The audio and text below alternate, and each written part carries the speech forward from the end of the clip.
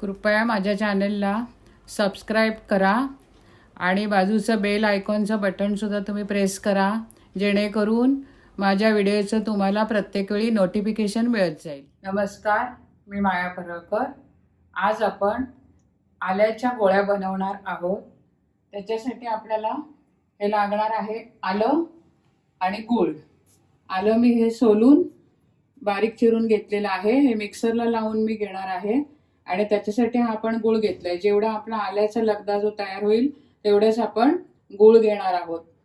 आपल्याला सध्या आता थंडीचे दिवस आहेत आणि बऱ्याच जणांना सर्दी खोकल्याचा त्रास होतोय, तर त्याच्यासाठी ही आल्याची आपण ही गोळी बनवणार आहोत. हे आता मी मिक्सरला लावून घेते. हे आलं मी वाटून घेतलेलं आहे. वाटताना मी पाण्याचा वापर केलेला नाहीये आणि आलं आपलं कसं छान हे आता सध्या ताजं आलं बाजारात आहे, त्याला शेडही नाही आणि छान अगदी मस्त बारीक झालेलं आहे. आणि आता हे आपण मी इथे कढई तापत ठेवलेली आहे, त्याच्यात हे आपण आलं टाकूया आणि सोबत गुळ आहे तेवढाच मी हा गुळ घेतलेला आहे. गुळाचं प्रमाण जास्त झालं तरी काही हरकत नाहीये. आणि आता हे आपण दोन्ही छान, आता गुळ घातल्यामुळे पाणी सुटेल आणि हे दोन्ही आपण हे आटवून घेणार आहोत. ह्याच्यात आपल्याला अजून काही घालायचं नाहीये.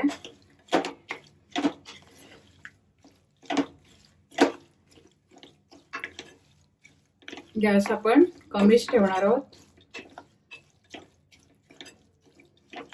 आता गूळ हा विरघळलेला आहे आणि आता हे आपण आटवून घेणार आहोत.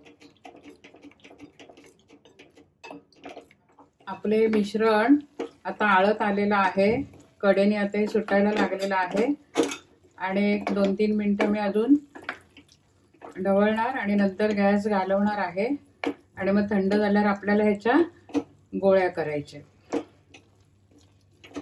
मिश्रण आता आपलं घट्ट झालं आहे. आता आपण गॅस घालूया आणि थंड झाल्यावर ह्याच्या आपण गोळ्या करूया.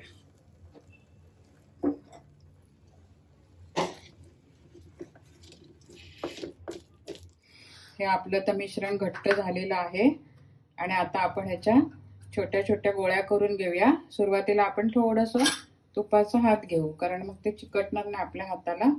आणि ह्याच्या छोट्या छोट्या अशा आपण ह्या गोळ्या करून घेऊया.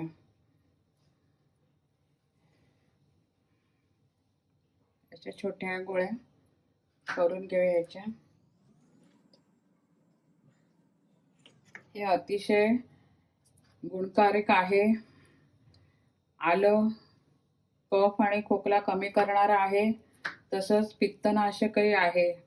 आपल्याला जेवण जर जात नसेल, भूक लागत नसेल, भूक मंदावलेली असेल, तरी सुद्धा आल्याच्या 2-3 चकत्या थोडंसं मीठ, सैंधव मीठ किंवा काळं मीठ किंवा साधं मीठ लावून आपण खाल्लं जेवणाआधी, तरी आपल्याला जेवणाची इच्छा होते.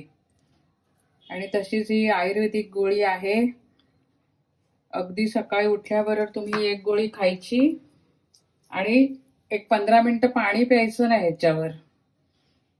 बघा, तुमचा सर्दी खोकला आणि असला नसला तरी सुद्धा ह्या गोळ्या तुम्ही बनवा आणि एक एक गोळी खा. कोणीही, लहान मुलांपासून अगदी वृद्धांपर्यंत कोणीही खाऊ शकते ही गोळी. तिखट जर वाटत असेल तर गुळाचं प्रमाण वाढवलं तरी चालेल, कारण आलं तिखट असतं. काही जणांना जर उष्णता असेल तर त्यांनी खाताना जरा विचार करूनच.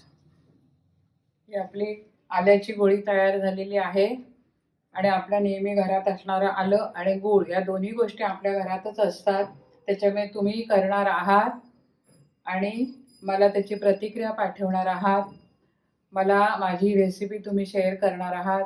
सबस्क्राईब कोणाचं राहिलं असेल तर अजूनही तुम्ही करू शकता. धन्यवाद.